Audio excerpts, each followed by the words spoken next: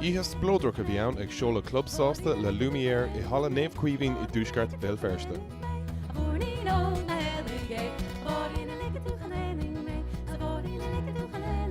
Ní amháin an club nua a bhí á sheoladh ach an Traditional Arts Cooperative, cumá le halbam nua Lumière, My Dearest Dear. Is rud bra uair an grúpa seo an Trad Arts Co-op agus an rud atá an hí aspa airgid agus in éisteachta is in cultúr Gaelach a tuaisceart Belfirste, so hí cuagar síos le chéile agus hanimid suas leis sin barrel seo hon an cultúr an teanga agus an phobal a bhalvis Jack higan an cultúr sibhras a bhí ar fáil le tuaisceart Belfirste. Bhfuil me le leis le díla bhí mun an áid seo an Uglish agus an grúpa Intercom atá bunathe tuaisceart Belfirste go maiid agus déantaimid chatisteach agus cilíal síl uair, anal uair a chuiristeach ar an áid seo. Agus dúirmid le caiimiid rudaí an a chur ar fáil don phobal seo, tá mílte ceoltarí in a chumlí sa ceant ar seo, tá mílte aliatóirí sa phobal seo go maiid, so caiimiid airlan a thuairt a chéair a chur ar fáil os cóir an phobal go maiid.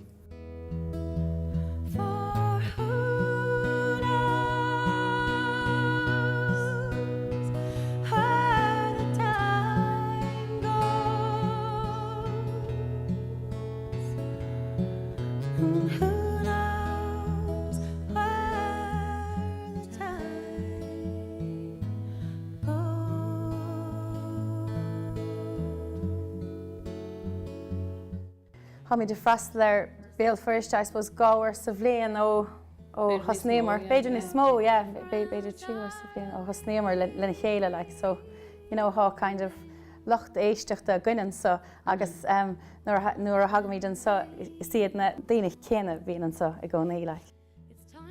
Tá annach ceoltóirí sa anna bhesacha agus tá siad a fad caint maiáidir an áit maiáidir gur caiid anna dhéasar anna áilteach go bhfuil strid an nafil na áiteile, déir nafil é an áiteile nósna. Ein taim lei sin. Tá sé just an kind of spread an cultúrs an tangas na héanna a háirsúlacha an so agus an kind of An mes an nafil das dus na háránas, go háirithe. Agus anna éisteach. Yeah. I'll be true unto my Lord, you'll be true to me. I'll be true unto my Lord, you'll be true to me. Bhfuil agus háin mar seach an doras ran hóna. Bhí na síl séir na Cheachas go raibh bheithas go raibh mehaldaí na gobarir as go bhfuil rian sonar an áit flis go annach daoine do réir de ára bheith tuair tre scáin isteach gur síl solas agus bhfuil atmosfér an. Is cum mí áidir an tuirí le si go daoine hína méanaart.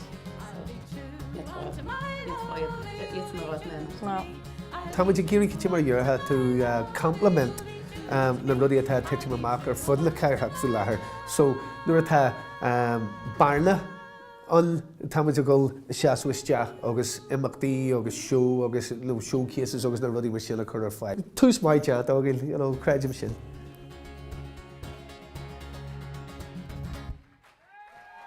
Le planan na móra ag an glub as seo amach, is cosúil go mbeidh neart imachtaí ceol ar fáil de phobal tuaisceart Belfirste, sna mína agus blianta amach roin.